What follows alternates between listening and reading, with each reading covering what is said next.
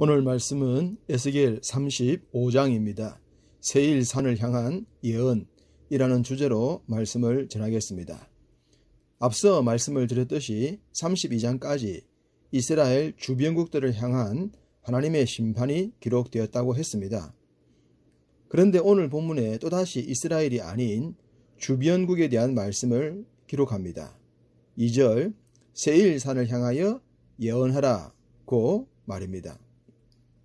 세일산은 사해의 남동쪽에 위치해 있었는데 전통적으로 에스의 후예인 에돔 족속들이 생활의 거처로 삼았던 곳입니다. 그래서 세일산이라고 하면 에돔 족속을 상징하죠. 에돔에 대해서는 이스라엘 주변국을 심판하실 때에 언급을 하셨습니다. 25장 12절과 15절에 짧게 말입니다. 그런데 오늘 본문에서는 좀 더 길게 추가된 내용을 전해 주십니다. 그럼 왜 이스라엘의 회복에 대한 메시지를 전하시면서 에돔에 대한 이야기를 삽입하셨을까요? 그것은 아마도 하나님께서 당신의 백성들이 회복되는 것을 극적으로 표현하기 위해서 먼저 형제국이면서도 대적이 되었던 에돔, 즉 세일산에 대한 심판을 말씀하신 것으로 보입니다. 일종의 대비 효과라고 할까요? 형제국인데 망하고 흥했다라는 것을 말입니다. 36장 1절에 인자야 너는 이스라엘 산들에게 예언하여 이르기를 이스라엘 산들아 여호와의 말씀을 들으라고 말씀합니다. 본격적으로 이스라엘의 회복에 대한 메시지를 선포하시면서 이스라엘 산들이라고 하십니다. 이스라엘아 라고 해야 하는데 말입니다.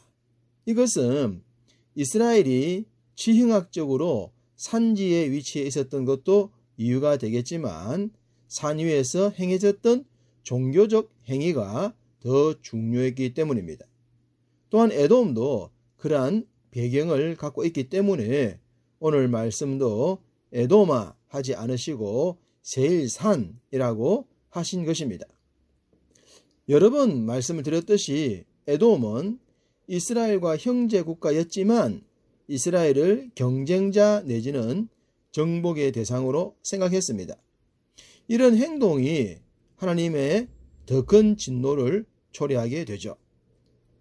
5절 내가 옛날부터 한을 품고 이스라엘 족속의 환난 때 곧 죄악의 마지막 때에 칼의 위력에 그들을 넘겼도다.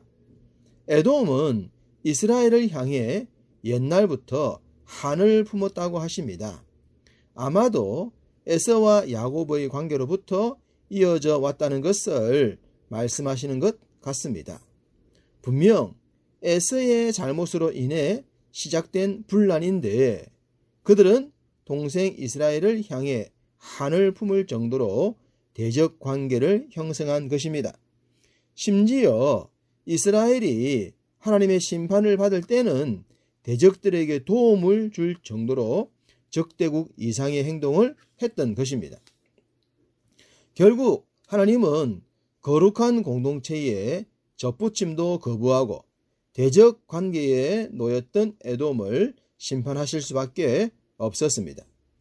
6절 그러므로 주 여호와의 말씀이니라 내가 나의 삶을 두고 맹세하노니 내가 너희에게 피를 만나게 한즉 피가 너를 따르리라 내가 피를 미워하지 아니하였은즉 피가 너를 따르리라. 이스라엘 백성들을 대적의 칼날에 넘겨 피를 흘리게 했던 일에 대한 보응의 말씀입니다. 내가 너에게 피를 만나게 한즉 피가 너를 따르리라. 우리가 살아가면서 만나지 않아야 할 것 중 하나가 피, 곧 전쟁이지 않겠습니까? 자신의 피도 흘리지 않아야 하겠지만 사랑하는 가족들이 피 흘리는 것을 보게 된다면 얼마나 괴롭겠습니까? 그렇지만 에돔은 그 피를 피할 수가 없었습니다. 또한 에돔이 피를 미워하지 않았기 때문에 피가 에돔을 따를 것이라고 하셨습니다. 에돔은 피, 곧 전쟁을 미워하지 않았습니다. 무엇보다 형제 국가인 이스라엘과도 말입니다. 그러니 형제 국가를 맺어주신 하나님 보시기에 얼마나 씁쓸했겠습니까? 마치 매를 부른다는 말처럼 에돔은 하나님의 매질을 초래했습니다. 뿐만 아니라 에돔은 교만함으로 심판을 초래합니다. 10절, 내가 말하기를 이 두 민족과 두 땅은 다 내 것이며 내 기업이 되리라 하였도다. 그러나 여호와께서 거기에 계셨느니라. 두 민족과 두 땅은 이스라엘과 에돔 족속이라고 보면 되겠죠. 리브가가 에서와 야곱을 베었을 때에 하나님은 태중에 있을 때부터 두 민족이 나뉠 것이라고 하셨습니다.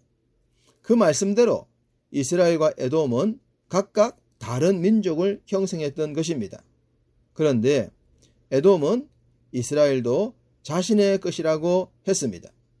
이것은 각자 다른 길을 걷게 하신 하나님의 뜻을 거부하는 것이지 않겠습니까? 하나님은 내가 거기에 있었다고 하시면서 에돔의 교만에 대해 지적을 하셨습니다. 하나님 면전에서 하나님을 무시하는 행동을 했던 에돔에 대해 말입니다. 얼마나 교만했으면 하나님 면전에서 그런 말을 할 수 있었을까요? 6절에 내가 피를 미워하지 않았기 때문에 피를 만나게 될 것이라고 하신 말씀처럼 11절에 내가 그들을 미워하여 노하며 질투한 대로 내가 네게 행하겠다고 하십니다. 소위 뿌린 대로 거두고 심은 대로 거둔다는 말씀입니다. 에돔이 행했던 죄악 그대로 안갚음을 받게 될 것이라고 하셨습니다. 또한 12절 내가 이스라엘 산들을 가리켜 욕하는 모든 말을 나 여호와가 들은 줄을 내가 알리로다. 에돔은 다른 사람 몰래 욕을 하듯이 이스라엘을 욕했던 것 같습니다. 그런데 하나님은 그 욕을 다 듣고 기억하신다고 하십니다. 그러면서 에돔이 했던 욕 그대로 에돔이 욕을 보게 될 것이라고도 하십니다.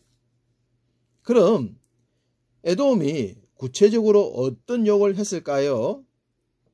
13절 너희가 나를 대적하여 입으로 자랑하며 나를 대적하여 여러 가지로 말한 것을 내가 들었노라. 에돔은 이스라엘을 욕하면서 하나님도 함께 욕했던 것 같습니다. 가령 이러했겠죠. 아무리 야곱이 장자권에 대해 열망을 갖고 있었다고 하더라도 어떻게 혈통적 장자인 나를 무시하고 나의 복을 야곱에게 주실 수가 있냐? 도대체 하나님은 정신이 있는 분이야 없는 분이야? 이런 식이지 않겠습니까? 자신의 행동에 대해서는 돌아볼 생각도 하지 않고 오직 자신이 억울하다고 생각하는 것으로 하나님을 욕하고 대적했던 것입니다.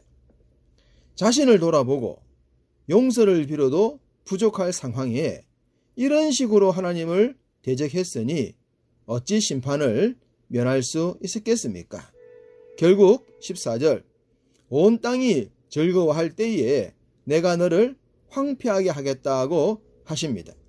이 말씀도 비교급입니다. 남들이 즐거워할 때에 반대로 고통을 당하면 그 고통은 배가 될 수밖에 없습니다.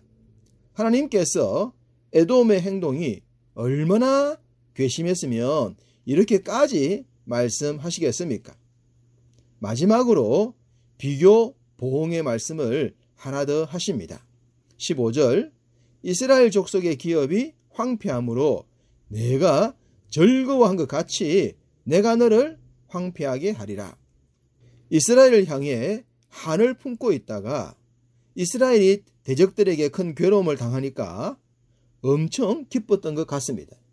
그래서 에돔은 마음껏 즐거워했는데 그 즐거워하는 모습을 하나님은 기억하고 계셨습니다.